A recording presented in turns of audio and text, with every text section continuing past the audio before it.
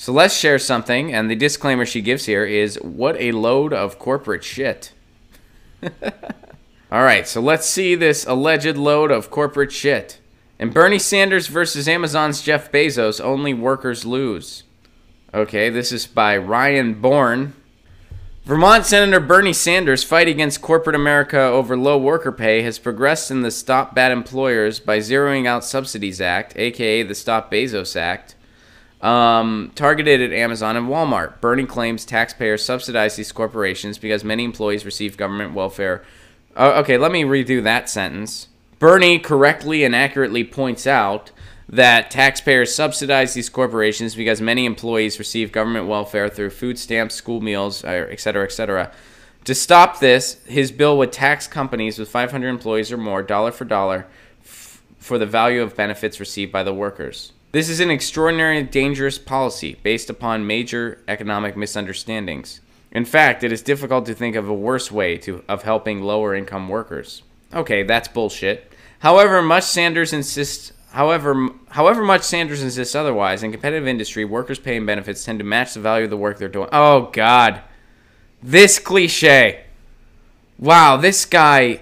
Who gave this guy a job? Who gave this guy a job?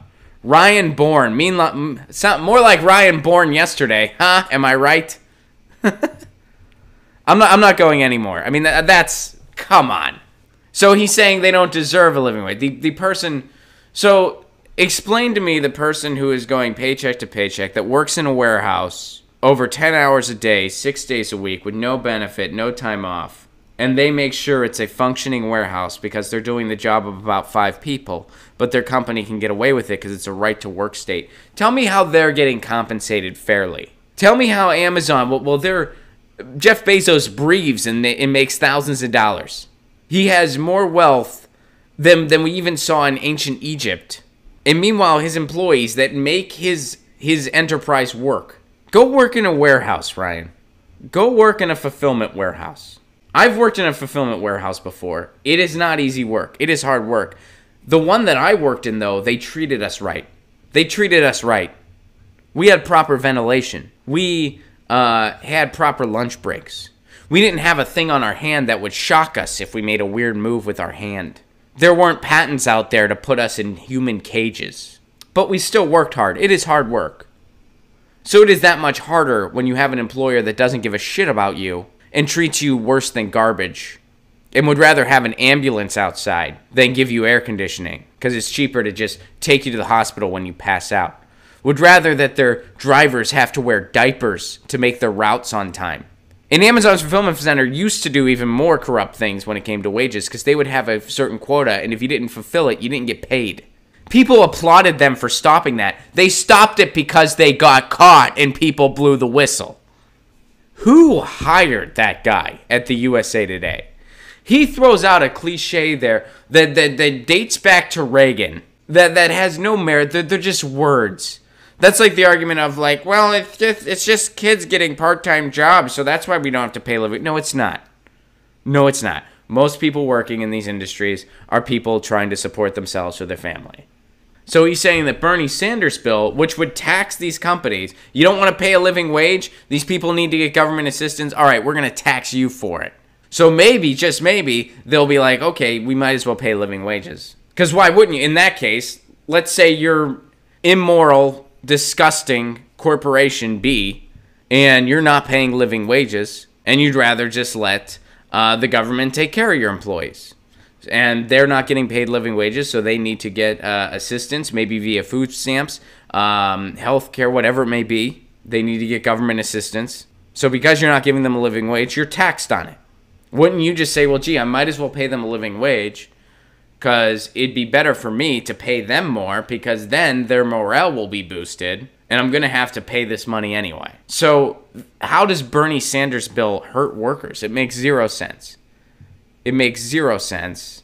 He's basically saying, I'm skimming through the rest of this. He's basically saying you're making the workers unemployable because he's saying the wages would get too high, which is a complete bogus claim. If wages kept up with inflation, minimum wage would be over $20 an hour now. average CEO to worker pay in the United States is 475 times to 1. In other countries, this is unheard of. Like in other countries, it's unheard of. And by the way, all the thinkers, I bet this guy thinks Adam Smith is a smart dude. And Adam Smith was a smart dude. Adam Smith never called for this. Read Wealth of Nations. Actually read it. Don't just cherry pick certain things out of it. Read the whole book cover to cover. He says in that book, there shouldn't be a big discrepancy between the owner and the worker. He says that in the friggin' book. He says that workers should be paid well and should be able to sustain themselves. He says that in the friggin' book. People love to gloss over that part. People love that they focus on the entrepreneurial part, the free market part. They gloss over the part where he was actually very pro-worker. They gloss over that part. If that book came out today, it would be considered left to center left, and Fox News would pan it because it has 600 pages in it and no pictures. And then they'd hire more people like this, like Ryan Born yesterday. I mean, this is something you'd expect in like a college newspaper from like the local Republicans chapter. The people that just, they read Ayn Rand, they took it way too seriously, they haven't outgrown it yet, and they write dribble like this. And you read it and you think, they'll probably grow up. I guess sometimes they grow up and don't change. And then what's your career option? You can write an opinion piece for the USA Today, apparently. Journalism. It's in a great place.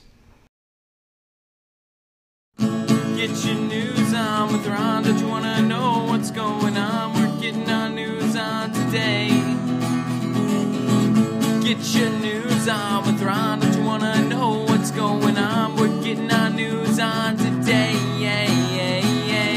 You can tweet me an article at Ron Placone. We'll go through it together and make it our own. Get your